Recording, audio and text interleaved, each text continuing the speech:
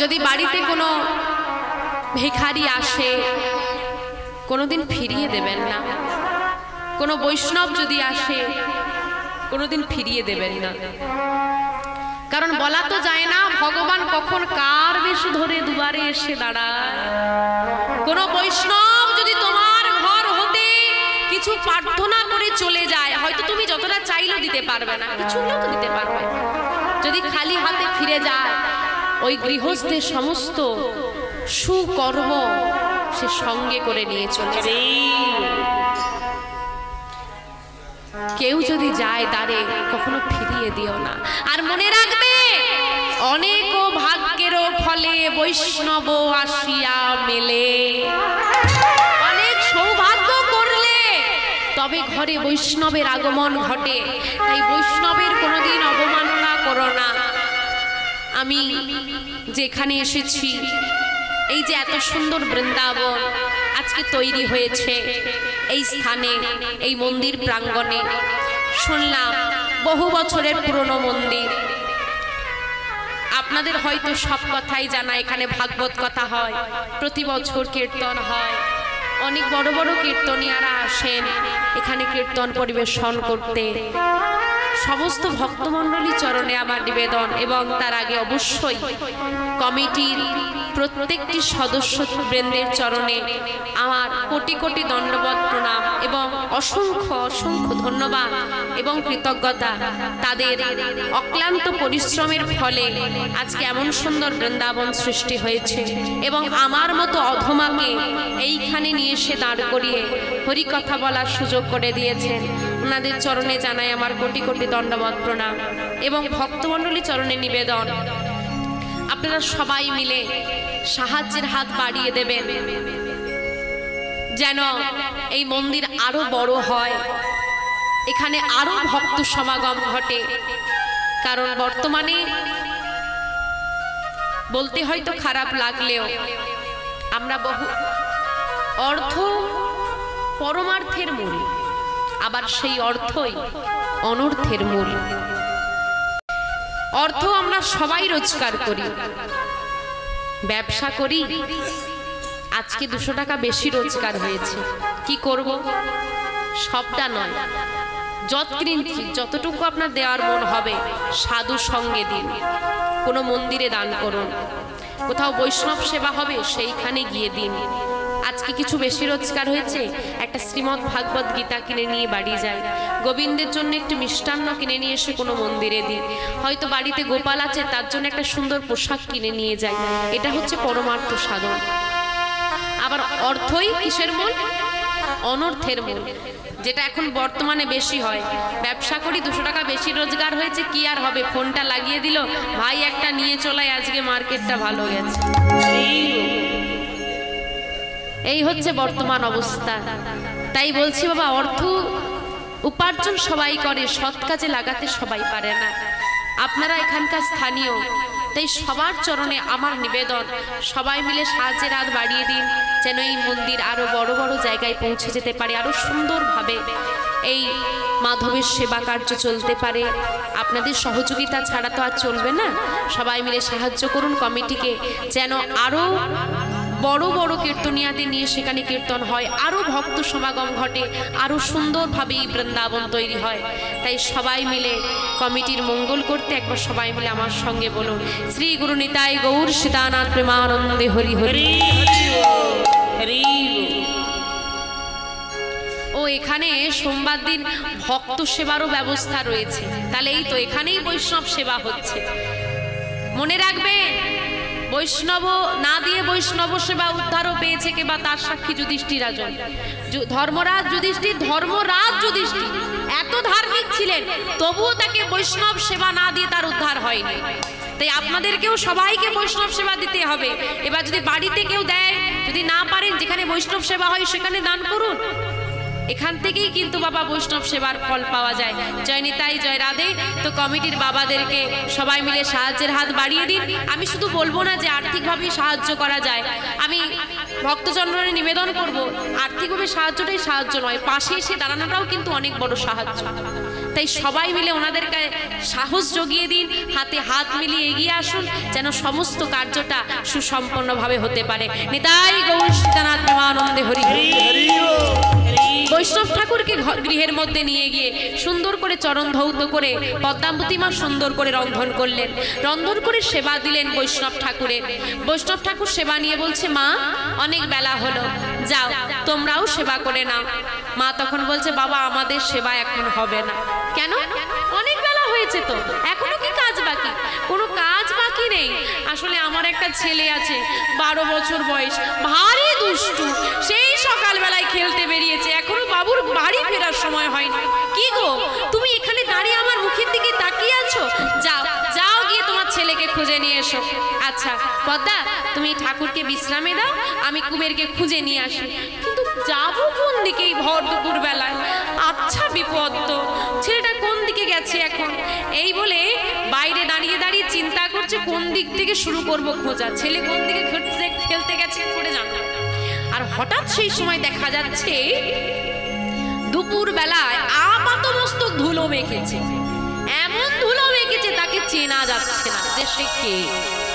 এমন করে ধুলো মেখে নাচতে নাচতে আসছে, আর তার অঙ্গভঙ্গি দেখে বাবা বুঝতে পারলো এ আর কেউ নয়, আমার ঘরের পাগল। নাচতে নাচতে আসছে আর বদনে বলছে, হরি বল রে হরি বল রে বলো রে বদনে হরি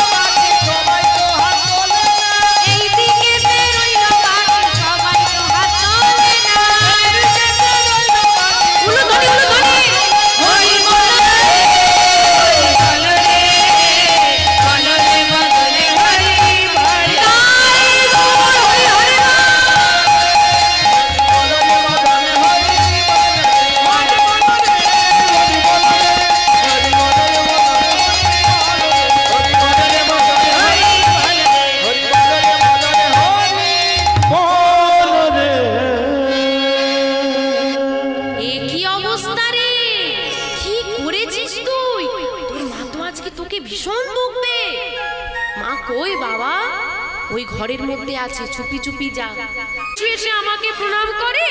না না না না না, অপরাধ হবে, যাও যাও যাও, ছেলে ফিরেছে, ওকে আগে স্নান করাও, তারপর সেবা করে নাও, যাও। আয় আয় এদিকে, সারা দিন ধুলো মেখে ফিরেছে।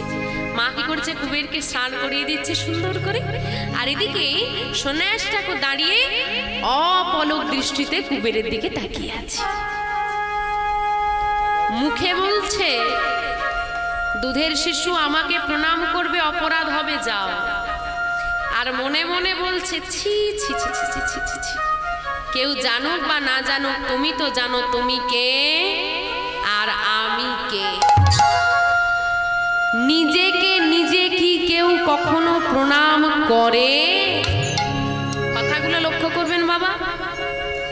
বলছে কেউ জানুক বা না জানুক তুমি তো জানো তুমি কে আর আমি কে।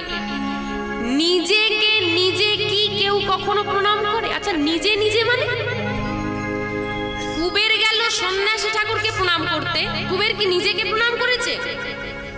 তাহলে নিজেকে নিজে কি প্রণাম করে মানে?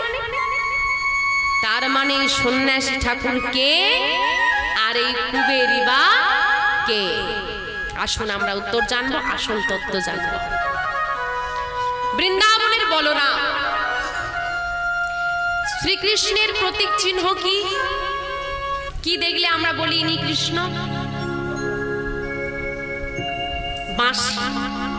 তাহলে শ্রীকৃষ্ণকে বোঝানোর জন্য বাঁশি ব্যবহার করা হয়। বলরামকে বোঝাতে বলরামের প্রতীক চিহ্ন কি?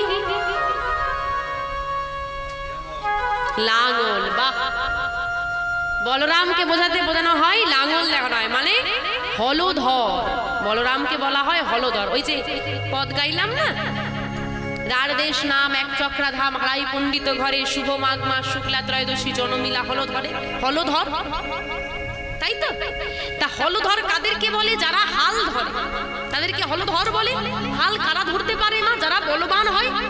তাহলে ভাবুন, যিনি সারা জগতের হালটা ধরে রেখেছে তার কত শক্তি, তিনি কত বলবান।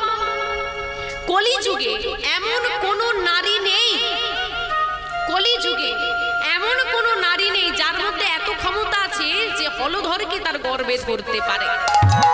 এত শক্তিশালী, এত বলবান, কেউ তাকে আর গর্ভে ধরতেই পারল না। তাহলে কলিযুগে বলরামের আর আশা হলো না। সিদ্ধান্ত হলো যেতে তো হবে, কি করে যাওয়া যায়? 100 কেজি অনেক ভারী, আমি তুলতে পারবো না, তাই তো?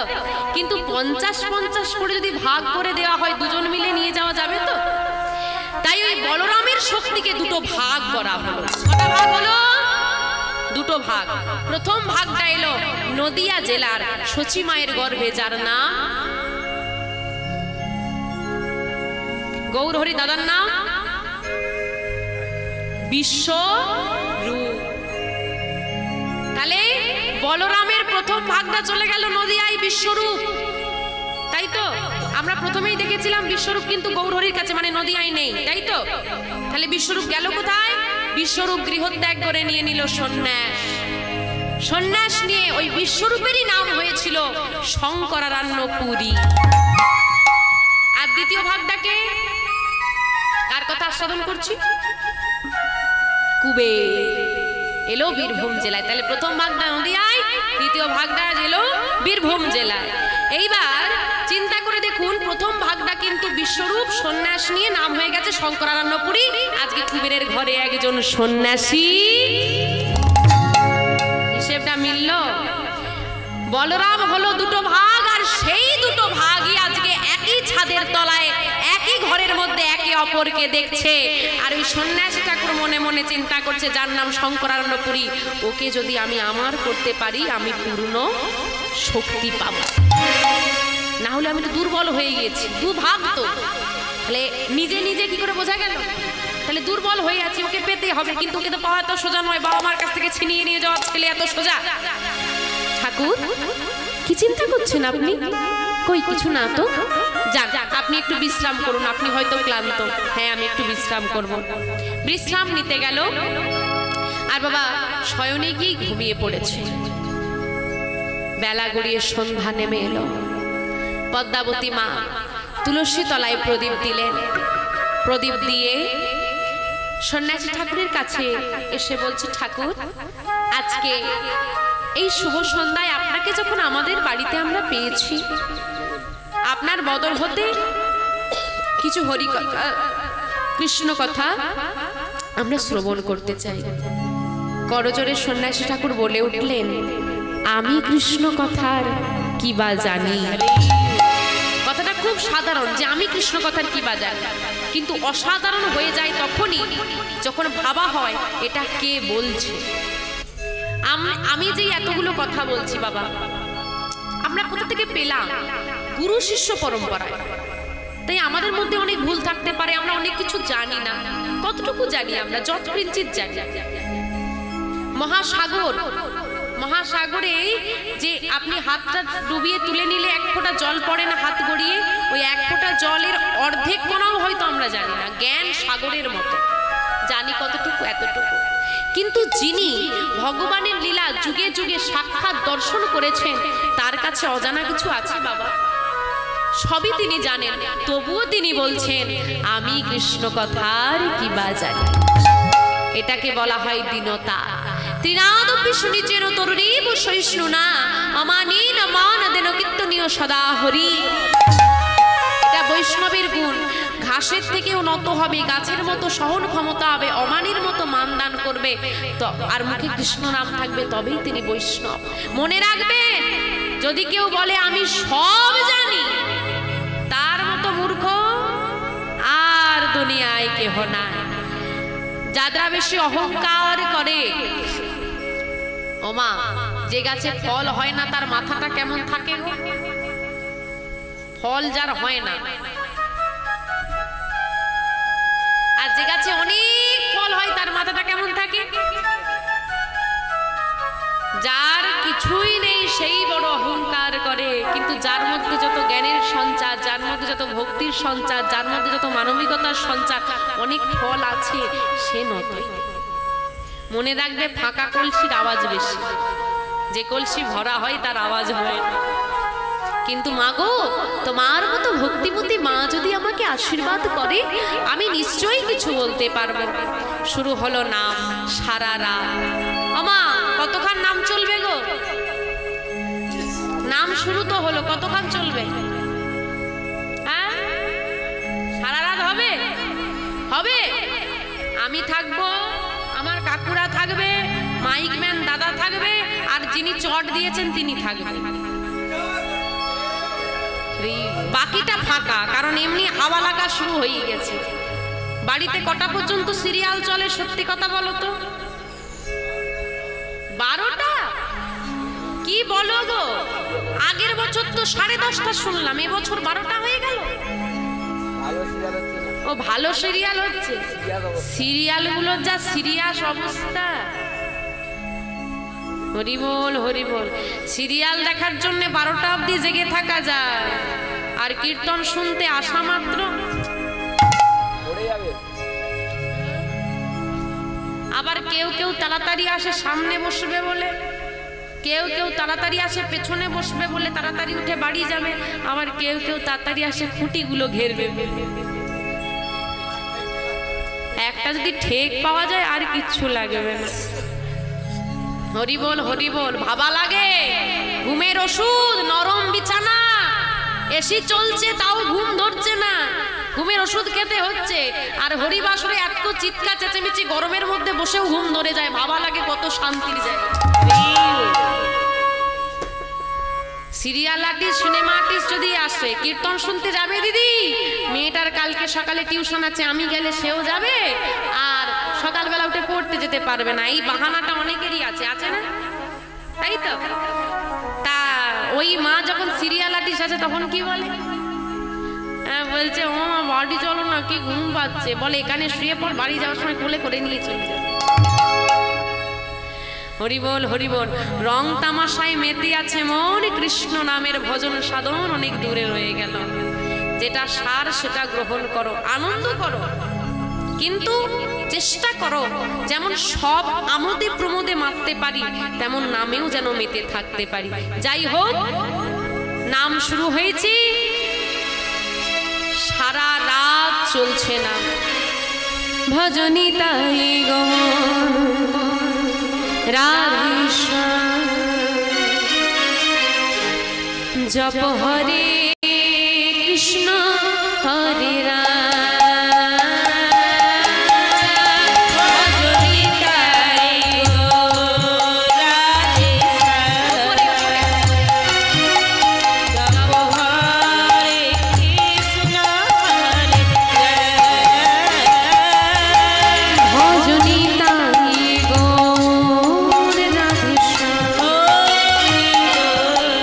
জপ হরে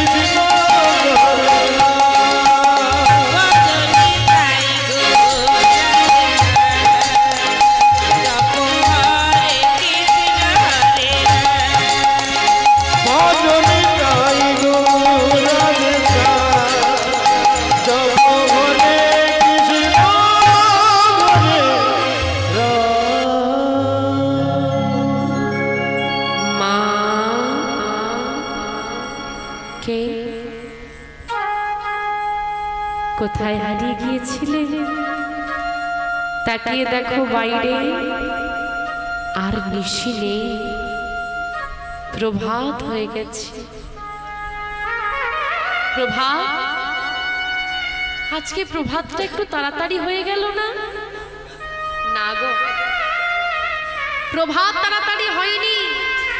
তোমার কৃষ্ণ নাম শোনার পিপাসা আমি মেটাতে পারিনি। সত্যি, যদি পিপাসা কাউকে লাগে, জল পান করলে পিপাসা মিটে যায়। যদি কাউকে ক্ষুধা লাগে, সেবা করলে ক্ষুধার নিবারণ হয়। কিন্তু কৃষ্ণ নামের পিপাসা এমন, কৃষ্ণ নাম পান করলে পিপাসা মেটার বদলে উল্টে বেড়ে যায়।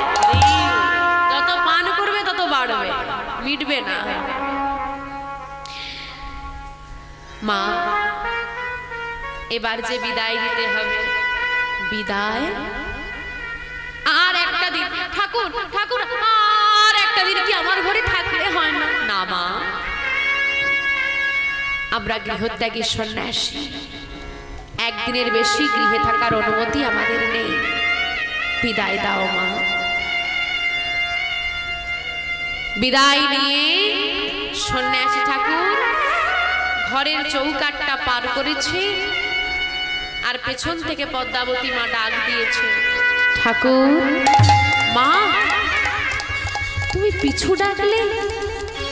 মামা, পিছু ডাকা কি হয় গো? অমঙ্গল। কিন্তু কোনো অনিবার্য কারণে যদি মা পিছু ডাকে, সেটা মঙ্গল হয়ে যায়। বলো মা, কেন ডাকলে? পেছন ঘুরে তাকিয়ে দেখছে পদ্মাবতী মা দুটো নয়ন জলে ভেসে যাচ্ছে। তুমি কাঁদছো? ঠাকুর, তুমি চলে যাচ্ছ, আমার ঘরটা কেমন যেন শূন্য হয়ে যাচ্ছে। আমি জানি না কেন বারবার আমার মন বলছে আমার কেউ আপন যেন আমাকে ছেড়ে চলে যাচ্ছে। তুমি যতবার বলছো মাসি, যেন আমার বারবার মনে হচ্ছে আমার আপন কেউ আমাকে ফেলে রেখে চলে যাচ্ছে। আর সেই দুঃখের থেকেও আরো বড় দুঃখ কি জানো? কোনো বৈষ্ণব সেবা দিলে তাকে দক্ষিণা দিতে হয়, কিন্তু গোবিন্দ আমাকে এমন হতভাগিনী করে সংসারে পাঠিয়েছে। আমি বৈষ্ণব সেবা দিয়ে দক্ষিণা দেব, সে সামর্থ্য গোবিন্দ আমাকে দেয়। আমি বৈষ্ণব সেবা তো ভালো করে দিতে পারলামই না, এমন হতভাগিনী আমি একটু দক্ষিণা দিতে পারছি। মা, তুমি কেঁদো না। তুমি যদি এমন করে চোখের জল নিঃসরণ করো, আমি কি করে চলে যাই বলো? আমি কি তোমার কাছে দক্ষিণা চেয়েছি? মাগো, টাকা পয়সা জীবনে অনেক পাওয়া যাবে, কিন্তু ভালোবাসা পাওয়া যায় না। অর্থ সবার ঘরে আছে, সবার ঘরে ভালোবাসা নেই। তুমি যে ভালোবাসা আমাকে দিয়েছো, তুমি যে যত্ন, যে স্নেহ একদিনে আমাকে দিয়েছো, আমি তো এরই ঋণ মেটাতে পারবো না, আবার দক্ষিণা কি করে নেব? কিন্তু তুমি যে সন্ন্যাসী, আমি তো জানি বৈষ্ণবকে, সন্ন্যাসীকে সেবা দিয়ে দক্ষিণা দিতে হয়। আমি কি করে ভুলে যাই সেই কথা? তুমি নিজেকে অভাগিনী বলছো মা, তুমি নিজেকে হতভাগিনী বলছো মা। তোমার ঘরে যে ধন লুকিয়ে আছে, তুমি যে কত ধনী তুমি নিজেও জানো না। তোমার ঘরে যে ধন লুকিয়ে আছে, তুমি দান করে দিলে সারা জগৎ ধনী হয়ে যাবে। তাই গৌর হরি হরি হরি। কেঁদো না মা, তুমি এমন করে কাঁদলে আমি ছেড়ে যাই কেমন করে? বেশ, সত্যি কি তুমি আমাকে দক্ষিণা দিতে চাও? হ্যাঁ, সত্যিই দিতে চাই। পারবে মা? আমি যা চাইবো আমাকে দিতে পারবে। কি চাও তুমি বলো? তার আগে আমাকে কথা দাও, আমাকে কথা দাও, আমি যা চাইবো তুমি আমাকে দেবে। কথা দিলাম মা, কথা দিলাম ঠাকুর, তুমি যা চাইবে সেই বস্তু যদি আমার ঘরে থেকে থাকে, সেই বস্তু যদি আমার হয়, আমি নির্দ্বিধায় দান করে দেব। বেশ, তাহলে দাও মা দাও, তোমার একমাত্র কুবেরকে, তোমার একমাত্র যদি আমায় করুণা, যাহা পেলে জগতে জুড়াইবে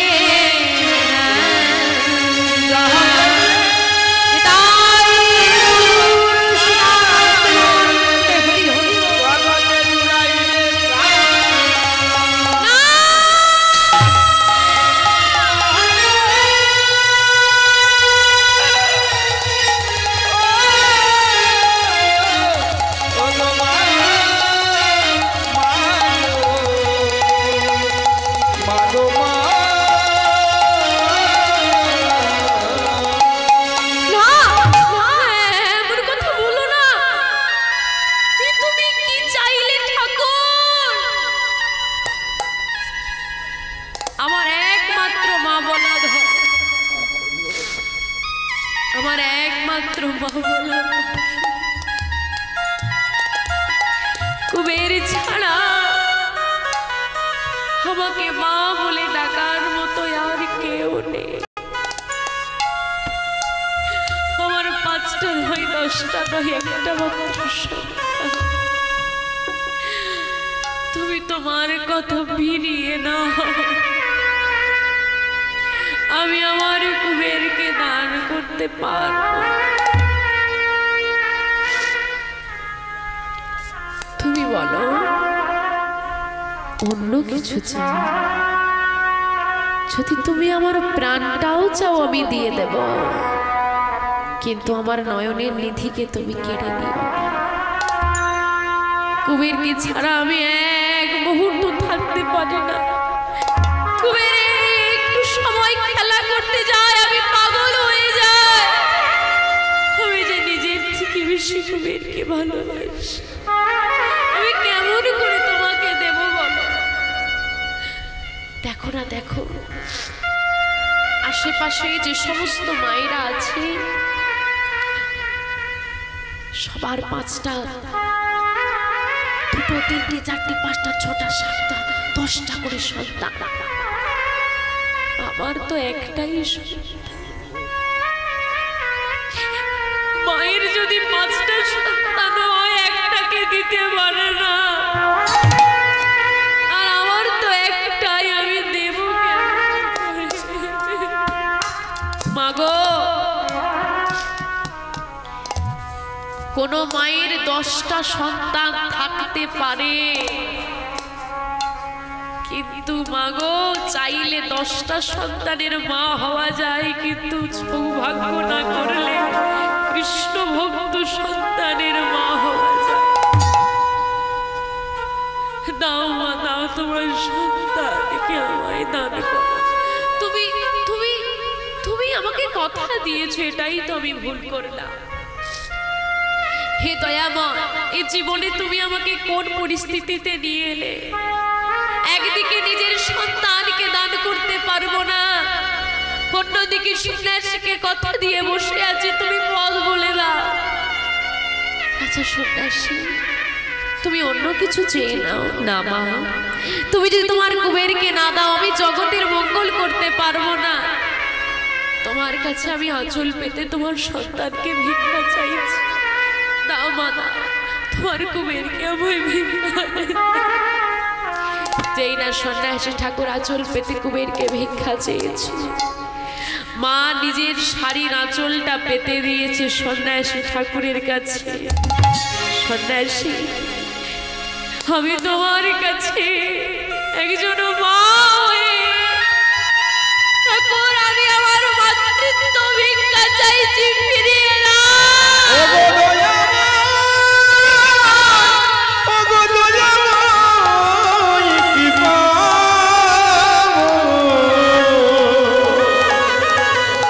বলে দাও, বলে দাও,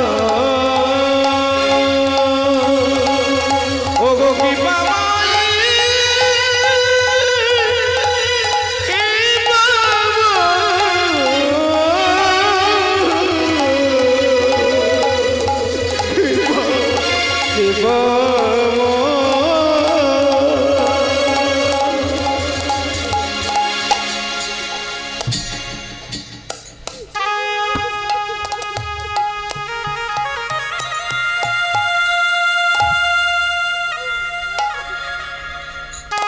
বলো বলো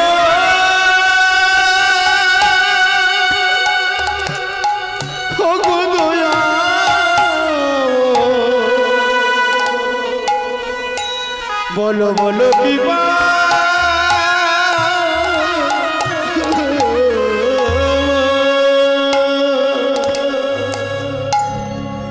তুমি তো পুরুষ,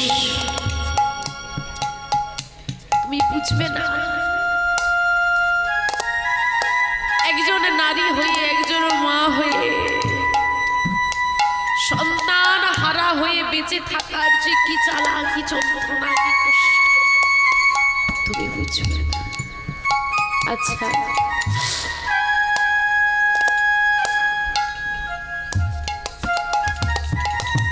কুবের যদি যেতে না চায় তবে তুমি কি করে নিয়ে যাবে কুবেরকে?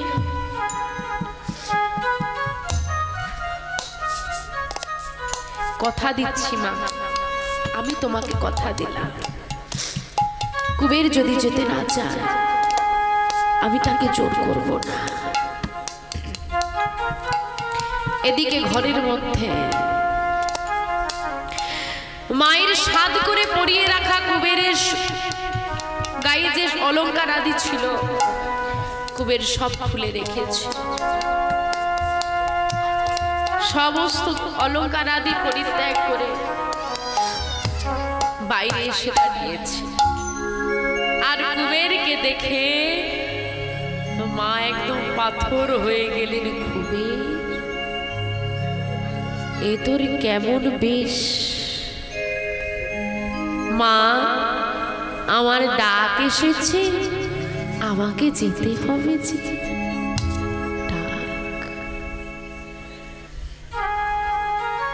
কিসের ডাক এলো বাবা? কেমন তোকে ডাক দিল যে মায়ের ভালোবাসা তুই ভুলে গেলি?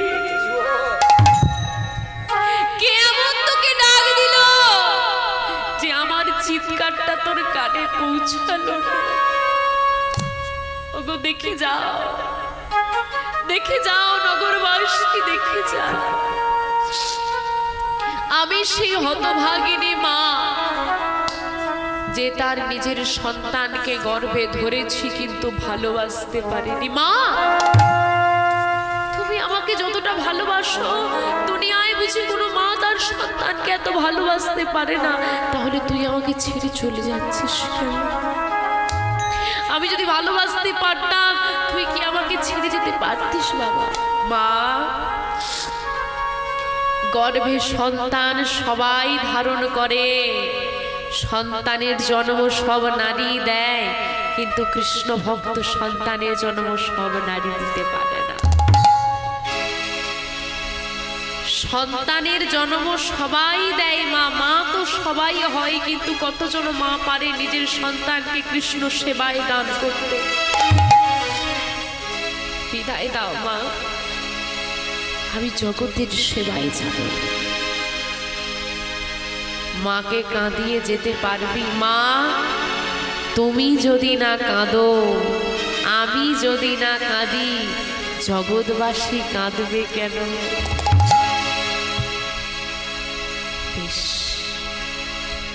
যাওয়ার বেলায় আমার থেকে কিছু নিবি না।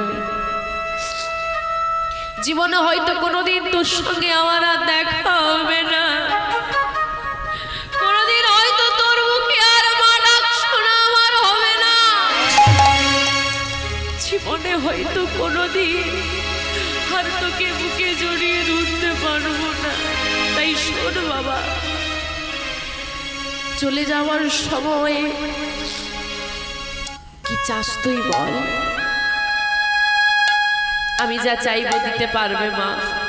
বলেই দেখ না, আমি তো কথা দিয়েছিলাম একজনকে যা চাইবে তাই দেব। দেখ একবার কথা দিয়ে সর্বস্বার্থ হয়ে গেছে, বাকি আছে শুধু এই দেহের এই প্রাণ। এটাও যদি তুই চাস আমি তোকে দিয়ে দেব। প্রভু হে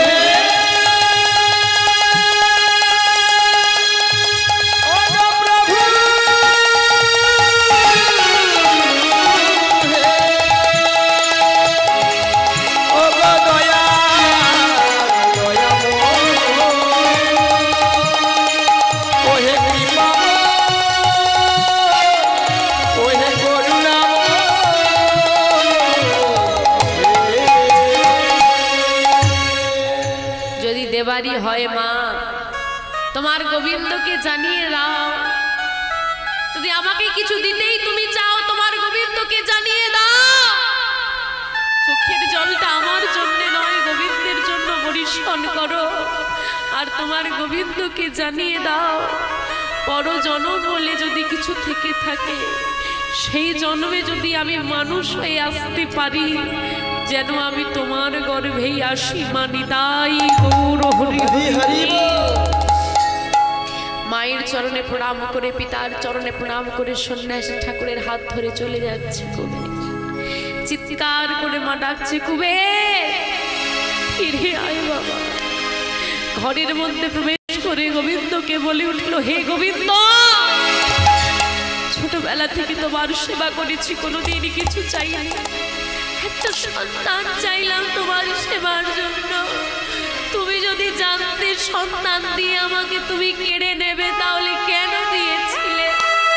বলো বলো। না পাওয়ার যন্ত্রণা অনেক ভালো গো, তুমি বুঝবে না, তুমি তো পুরুষ, আমি মা। মা হয়ে সন্তান না পাওয়ার যন্ত্রণা অনেক ভালো পেয়ে হারানোর থেকে। তুমি কাউকে ঢেলে দাও, যাকে দাও তাকে 10টা দাও, 20টা দাও, 5টা 7টা সন্তান দাও। আরে যাকে তুমি কাল করে রাখবে বাবু, তাকে তুমি সারা জীবনই কাল করে রাখবে। এই জগতে তোমার এই কেমন খেলা বলো? দয়াময় দয়াময়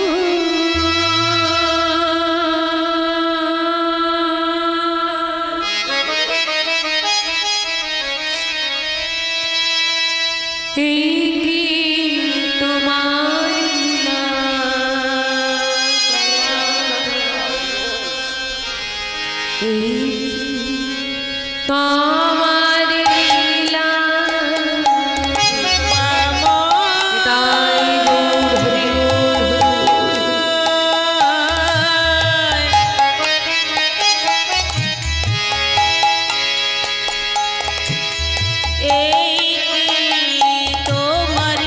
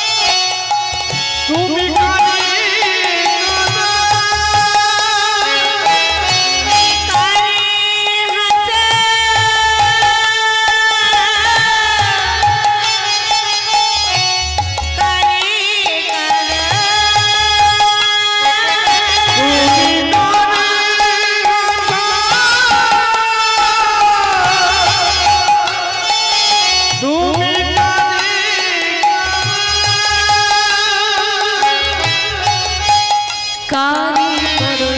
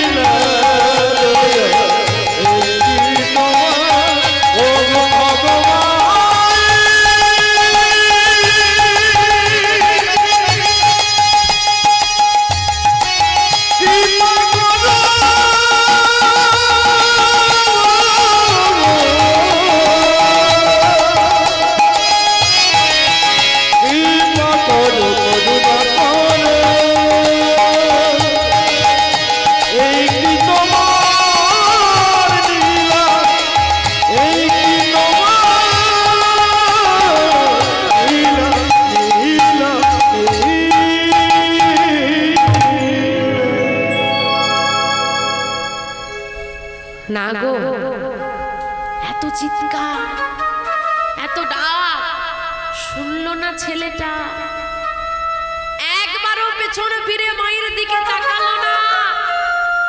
কারণ মা হচ্ছে মায়া। কৃষ্ণ সেবায় যেতে গেলে মায়া তো পিছু ডাকবে, কিন্তু তুমি যদি মায়াকে ডেকে ফেলো, তুমি যদি মায়াকে চেয়ে ফেলো, আর যাওয়া হবে না। পিছন দিকে না তাকিয়ে চলে গেল সন্ন্যাসী ঠাকুরের হাত ধরে কুবের। সন্ন্যাসী ঠাকুরের হাত ধরে নানান তীর্থ ভ্রমণ করতে শুরু করলো কুবের। ভ্রমণ করতে করতে ভীমা নদীর তীরে এসে দাঁড়ালো। কুবের, যাও স্নান করে এসো। ভীমা নদীর জলে ডুব দিয়ে এসে দাঁড়ালো কুবের। কুবেরের স্মৃতিমূলে কৃষ্ণ নাম দিলেন সন্ন্যাসী ঠাকুর। যেই না কৃষ্ণ নাম দিয়েছে, কুবের ভক্তি ভরে প্রণাম করলেন।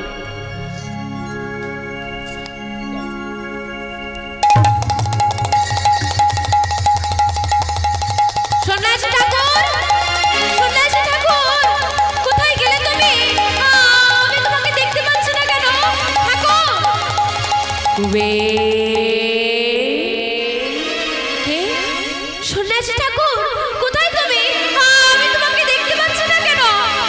এই তো আমি তোমার হৃদয় মাঝে। শোনো কুবের, আর তোমার ভয় পেলে চলবে না, আর তোমাকে পেছনে ঘুরে তাকালে চলবে না, কারোর জন্য তুমি আর অপেক্ষা করবে না। শোনো, এবার তোমাকে এগিয়ে যেতে হবে। আমি তোমার সঙ্গেই আছি, ভয় পেও না।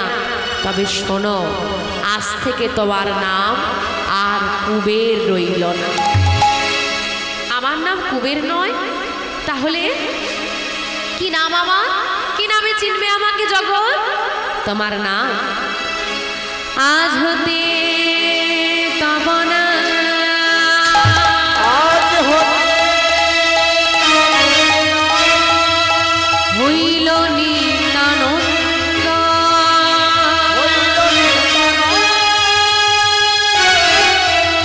কলির জীবের দারে দারে তুমি বিলাবে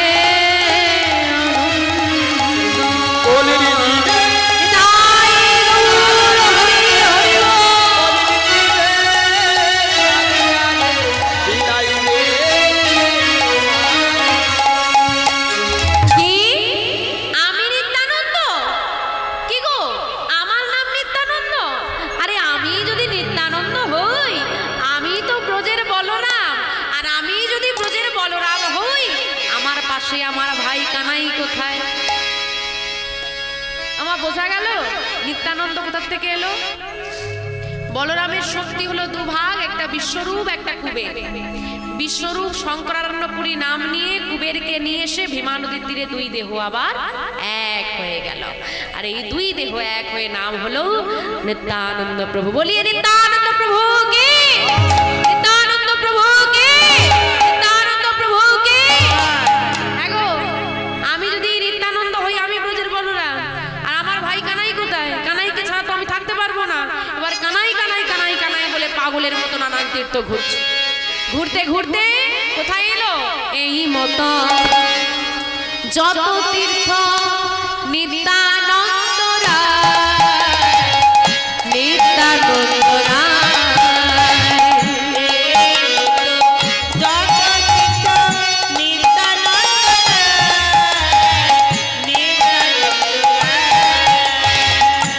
সর্বতীর্থ ঘুরে এলো পূর্ণ মথুরা, পূর্ণ মথুরা। সর্বতীর্থ ঘুরে এলো পূর্ণ মথুরা, পূর্ণ মথুরা। সর্বতীর্থ ঘুরে এলো পূর্ণ মথুরা, পূর্ণ মথুরা। সর্বতীর্থ ঘুরে এলো পূর্ণ মথুরা, পূর্ণ মথুরা।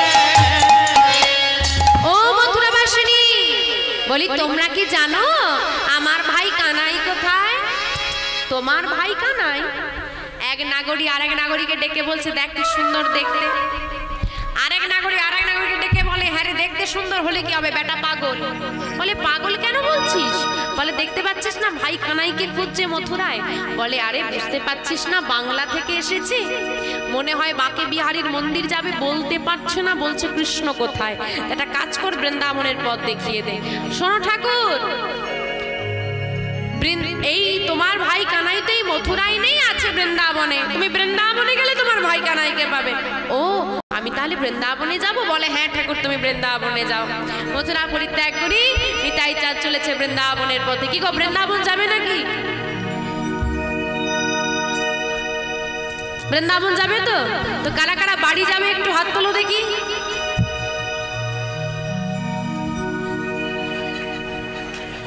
ব্যাপারটা কি হলো?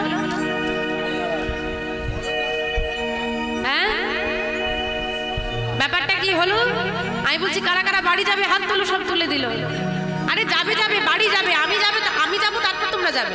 আমি কি একা থাকবো নাকি? আমাকেও তো যেতেই হবে। আগে বৃন্দাবন চলো, বৃন্দাবন থেকে ঘুরে আসি একবার, তাই তো? সবাই মিলে যারা যারা বৃন্দাবন যাবে বড় বড় হাত তুলে একদম। আমরা নিতাই চাঁদ চলছে বৃন্দাবনের পথে, কানাইকে খুঁজতে আমরাও যাব বৃন্দাবনের পথে। গোঠে রাখা বলে দে না, বলে বলে কোথায় বৃন্দাবন, শ্যাম কুণ্ড রাধা কুণ্ড গিরি গোবর্ধন। ঘটে রাখা বলে দে না, কোথায় শ্যাম কুণ্ড রাধা কুণ্ড গিরি গোবর্ধন।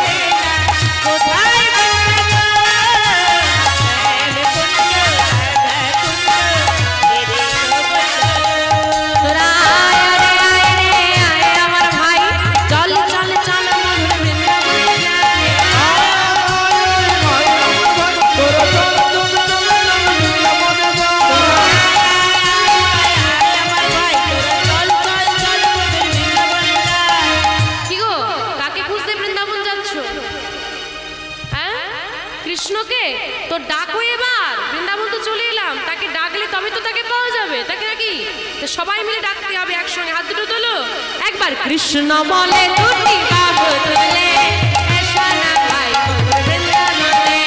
কৃষ্ণ বলে দুটি বাহু তুলে এসো না ভাই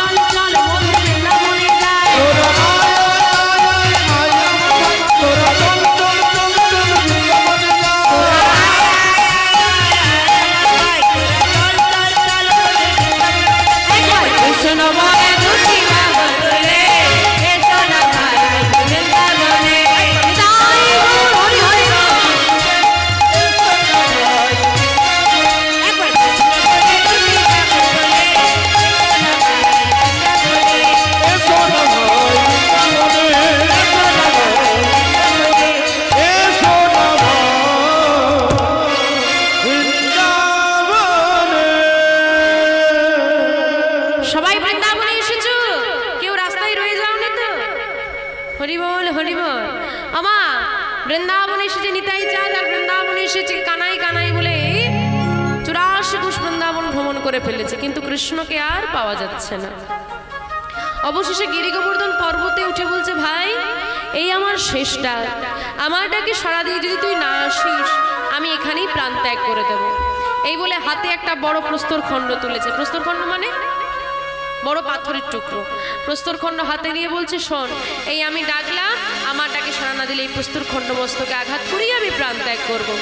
এই বলে প্রস্তর খণ্ড নিয়ে সজোরে মস্তকে আঘাত করতে যাবে আর পেছন থেকে এসে একজন হাতটা ধরে ফেলে। যেই না হাতটা ধরে ফেলেছে, নিতাই চাঁদ বলছে, কে তুমি? তুমি আমার হাত ধরলে, তুমি আমাকে চেনো? হ্যাঁ, হাতটা ধরে ফেললে এসে তুমি আমাকে চেনো কি? তিনি করজোরে বলছেন, তোমাকে চিনতে পারে কার সাথ দিয়ে আছে বলো দেখি? তবে নিত্যানন্দ চেনায় যারে সেই তো চিনিতে পারে। নিতাই গৌর হরি বল হরি। কি তুমি আমার নাম জানো? তুমি আমার নাম জানো তার মানে তুমি আমাকে চেনো। তা তুমি যখন আমাকে চেনো তার মানে আমার ভাইকেও তো তুমি চেনো। বলে, তোমার যতটুকু কৃপা হয়েছে ততটুকুই চিনতে পেরেছি। দাঁড়াও দাঁড়াও দাঁড়াও। প্রস্তর খণ্ড ফেলে দিয়ে কাছে গিয়ে জড়িয়ে ধরে বলছে, বলো না, আসলে আমার ভাইকে আমি বড় ভালোবাসি তো। অনেকদিন হয়ে গেল আমি ভাইকে খুঁজে পাচ্ছি না, তাই এমন আমি কাণ্ড করতে যাচ্ছিলাম। আমার ভাই কোথায় আছে তুমি বলে দিতে পারো? তোমার ভাই এবে গৌর কান্তি ধরি বিহরে নদিয়া পুরী। তুমি নদিয়ায় গেলে তোমার ভাইকে পেয়ে যাবে। হ্যাঁ বেশ, আমি তাহলে নদিয়ায় যাই। বৃন্দাবন পরিত্যাগ করে নিতাই চাঁদ নদিয়ার পথে গিয়ে যাচ্ছেন। এখন আমাদের প্রশ্ন হলো যে নিতাই চাঁদকে তো কেউ চিনতেও পারলো না, আর কেউ সঠিক ঠিকানাও দিতে পারলো না। তা যিনি চিনতে পারলেন, যিনি সঠিক ঠিকানা দিলেন, তিনি কে?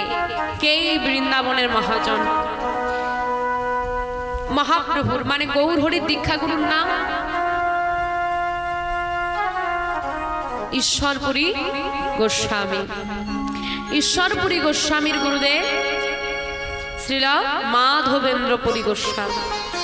সেই মাধবেন্দ্রপুরী গোস্বামীর সঙ্গে বৃন্দাবনের সাক্ষাৎ হলো নিতাই চাঁদের। এইবার বৃন্দাবন পরিত্যাগ করে নিতাই চাঁদ চলেছে নদিয়ার পথে। কেমন ভাবে? জগ জনতারণ, উলুধ্বনি উলুধ্বনি, মায়ের একটু উলুধ্বনি করবেন। তারণ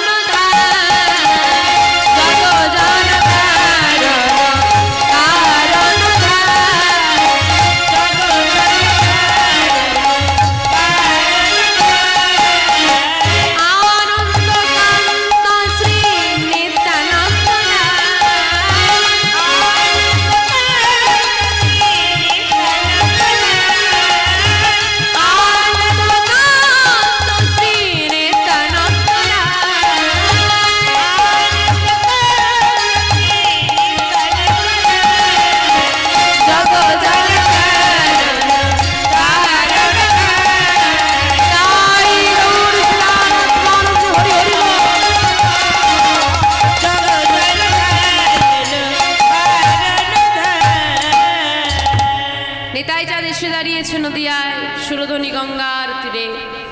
সুরধনী গঙ্গার তীরে দাঁড়িয়েছে, তখন ভোর রাত, মানে প্রভাত, ভোর হবে হবে এমন ভাব। আর এই সময় দেখবেন নদীর পাড়ে একটা শীতল বাতাস বয়, ঠান্ডা বাতাস। আর সেই সুরধনী গঙ্গার শীতল বাতাস যেই না নিদাই যাদের অঙ্গ স্পর্শ করছে, যেন মনে হচ্ছে আমি আজ খুব ক্লান্ত, এতটা হেঁটে এসেছে তো। তা কোন নদী আর কোন দিক থেকে শুরু করব ভাইকে খোঁজা বুঝে উঠতে পারছেন না।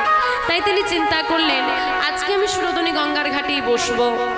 এখন বাড়িতে বাড়িতে জল পৌঁছে গেছে, কিন্তু তখনকার দিনে স্নান করতে হলে নদীর জল, খাবার জল আনতে হলেও নদীতে আসতে হবে, রান্নার জল আনতে হলেও নদীতে আসতে হবে। তা বহু মানুষ নদীতে আসবে, সবাইকে আমি জিজ্ঞেস করব, আশা করি কেউ না কেউ ঠিকানা বলে দিতে পারবে। যদি কেউ খোঁজ নিতে না পারে তখন আমি নদীয়ায় ঘুরে ঘুরে না হয় খোঁজ করব। আজ আপাতত আমি আর কোথাও যাব না। সুরধনী গঙ্গার তীরে দাঁড়িয়ে আছে আর ভোর হয়েছে। যেই না ভোর হয়েছে হঠাৎ দেখা যাচ্ছে, শোনা যাচ্ছে দূর থেকে একদল বৈষ্ণব খোল করতাল সঙ্গে নিয়ে তারা নাম গাইতে গাইতে সুরধনী গঙ্গার তীরের দিকে আসছে। তারা সবাই মিলে গাইছে, ভজ শ্রীকৃষ্ণ কহ শ্রীকৃষ্ণ লহ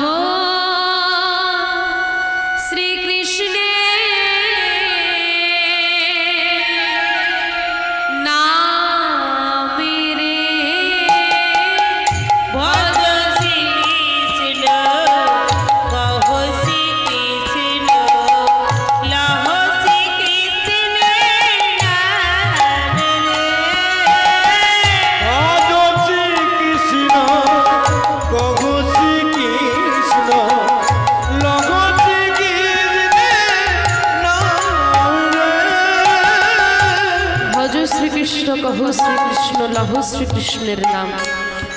কৃষ্ণকে ডাকলে আরেকজনকে ডাকতে হয়, তিনি হলেন কৃষ্ণের সঙ্গে কে? রাধা রানী, রাধা শ্যাম, রাধে কৃষ্ণ, রাধা মাধব। আগে রাধা রানী তারপর কৃষ্ণ। কিন্তু আমরা কলির মানুষ বাবা, এমন একজন আছে একজনকে ডাকলে দুজনকে একসঙ্গে পাওয়া যায়। তিনি কে? গোবিন্দের গো, রাধারানীর রা, তা নিয়ে হলো গোরা। রাধা কৃষ্ণ মিলিত তনু গৌর হরি, গৌর হরি স্মরণ করা যায়, রাধা কৃষ্ণ যুগলে পাওয়া যায়। তাই আমরা সবাই মিলে গাইব, সবাই গাইব একসঙ্গে।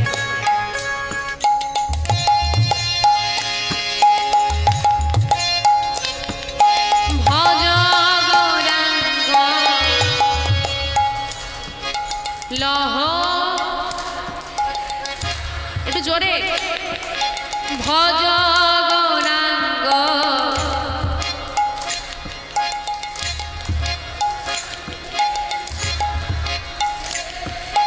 যে জন গৌরাঙ্গ ভজে সে হয় আমার, যে জন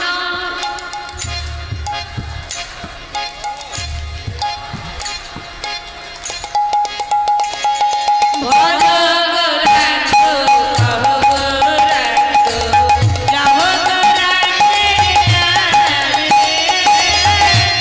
ভজ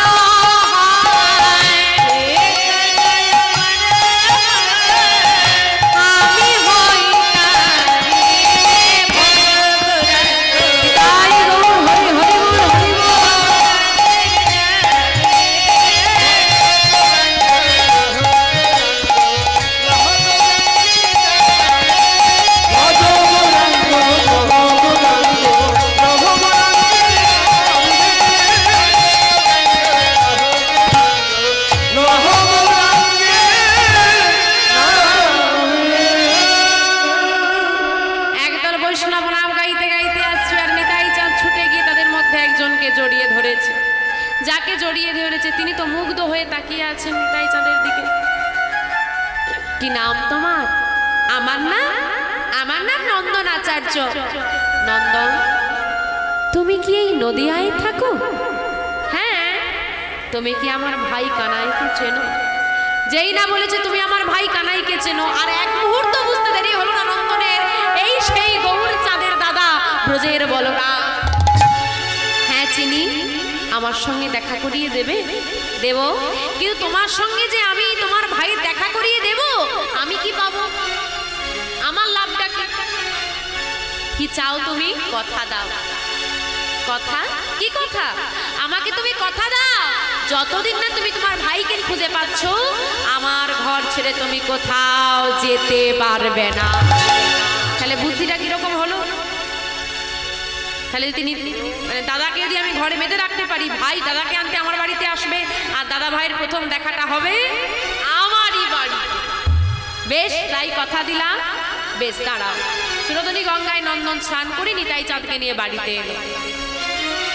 গৌর হরিকে কিন্তু আর কোনো খবর নন্দন দিল না। কেন দিল না? বলে খবর পেলেই তো এসে নিয়ে চলে যাবে, তার চেয়ে থাক, আমার ঘরে আছে দয়াল। প্রতিদিন সেবা দেয়, যত্ন করে, কিন্তু মনের যে ব্যথা নিতাই চাঁদের, সে ব্যথা কিন্তু রয়েই গেল, ভাইকে কবে পাবো। বেশ কিছুদিন কেটে যাওয়ার পর এদিকে গৌর হরি প্রভাতকালে উঠে বলছে, ভক্তগণ, আজকে আমরা নগর ভ্রমণে যাব না। কেন গৌর হরি, তোমার কি শরীর অসুস্থ? না, আজকে ভোর রাত্রে আমি একটা স্বপ্ন দেখলাম। কি স্বপ্ন? আমি স্বপ্নে দেখলাম আমাদের নদিয়ায় এক মহাপুরুষ এসেছে। তোমরা কি কেউ বলতে পারো তিনি কোথায় আছেন বা এসেছেন কিনা? একজন বলে, গৌর হরি মহাপুরুষ নাকি বলতে পারবো না, তবে নদিয়ার প্রেম বাজারে এক পাগল এসেছে। বলে পাগল হলে কি হবে? ও নিজে পাগল, সবাইকে করে ও পাগল, তবে পাগল হলে কি হবে? তাকে দেখতে ভারী সুন্দর, দেখলেই মনে হয় হৃদয়টা জুড়িয়ে গেল। তিনি কোথায় আছেন? নন্দনের বাড়িতে। চলো সবাই নন্দনের বাড়ি। সবাই মিলে নন্দনের বাড়িতে এসে হাজির। নন্দন তো মহা আনন্দে বলে উঠল, গৌর হরি, আমার ঘরে গৌর হরি এসেছে, দেখো দেখো, দেখে যাও, আমার ঘরে গৌর হরি এসেছে।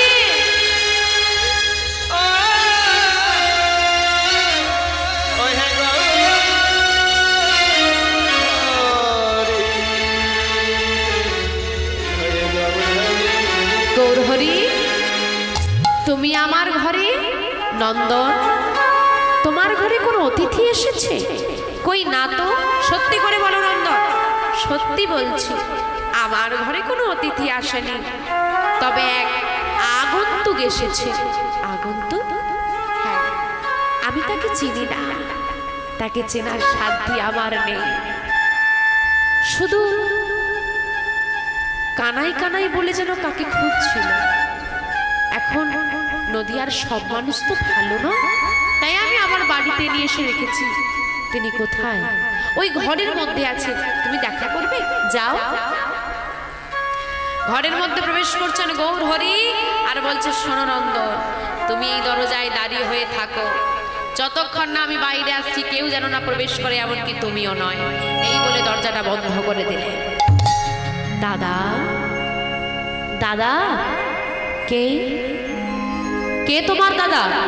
আমি তোমার দাদা নই, আমি তো আমার ভাই কানাইয়ের দাদা।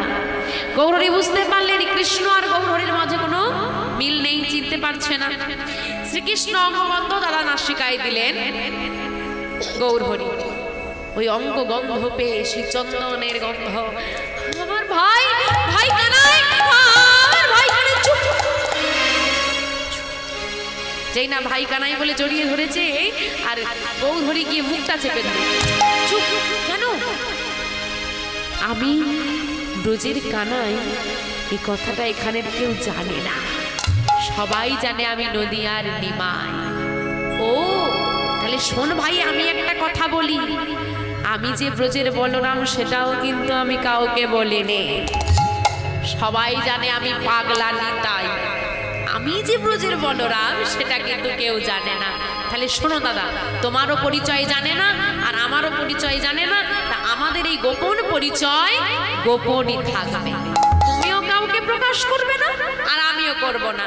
চলো দাদা, বাইরে অনেক ভক্ত অপেক্ষা করছে। দুই ভাইয়ে যেই না দরজা খুলেছে, দেখছে নন্দন দরজায় কান দিয়ে শুনছে। নন্দন, এত বড় স্পর্ধা তোমার! আমি তোমাকে নিষেধ করার পরেও তুমি এমন কাজ করছো, কি হয়েছে প্রভু? দয়াময়, তুমি এত রেগে যাচ্ছ কেন? আমি না তোমাকে নিষেধ করলাম? হ্যাঁ, নিষেধ করেছো তো, তুমি আমার মুখের উপর তর্ক করছো। আরে বাবা, আমি অপরাধটা কি করলাম? হ্যাঁ, আমি কি অপরাধ করেছি? তুমি নিষেধ করেছো, তুমি যতক্ষণ না বাইরে আসবে কেউ যেন না প্রবেশ করে, এমনকি আমিও না। তা প্রবেশ করতে নিষেধ করেছ, শুনতে তো নিষেধ করনি নিতাই গৌর হরি হরি হরি। তা শুনতে যখন নিষেধ করনি, আমি সব শুনে ফেলেছি। কি শুনেছ তুমি? কি শুনেছি জানো? তুমি ব্রজের মাকা সর্বনাশ, সব শুনে ফেলেছি। হ্যাঁ গো, আর এই যে নবদ্বীপ তুমি ব্রজের মাকা, এই তো নবদ্বীপরা তুমি মোদের বাবা, এই তো নবদ্বীপরা কানাই বলাই নদিয়ায় এসেছে, কানাই বলাই নদিয়ায়, কানাই বলাই নদিয়ায় এসেছে, কানাই বলাই নদিয়ায়, তারাই তো এসেছে, তারাই তো এসেছে, প্রহরীর কানাই বলাই তারাই তো এসেছে, ওই না প্রহরীর কানাই বলাই এলে হলো গৌর নিতাই, প্রহরীর কানাই বলাই এলে হলো নিতাই গৌর হরি হরি হরি বল।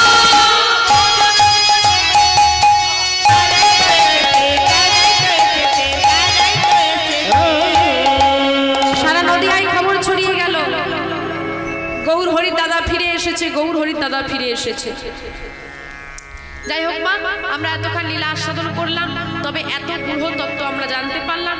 কিন্তু সচিমা কি করে বুঝবে এত কিছু ঘটনা ঘটে গেছে? সে জানে গৌর হরির দাদা ফিরে এসেছে মানে আমার হারিয়ে যাওয়া ছেলে, যার নাম ছিল বিশ্বরূপ, সে ফিরে এসেছে। মা পাগলের মতো নন্দনাচার্যের ঘরে ছুটে এলে, নিতাই চাঁদকে জড়িয়ে ধরে বলছে, বাবা, এই মাকে ছেড়ে তুই কোথায় গিয়েছিলি?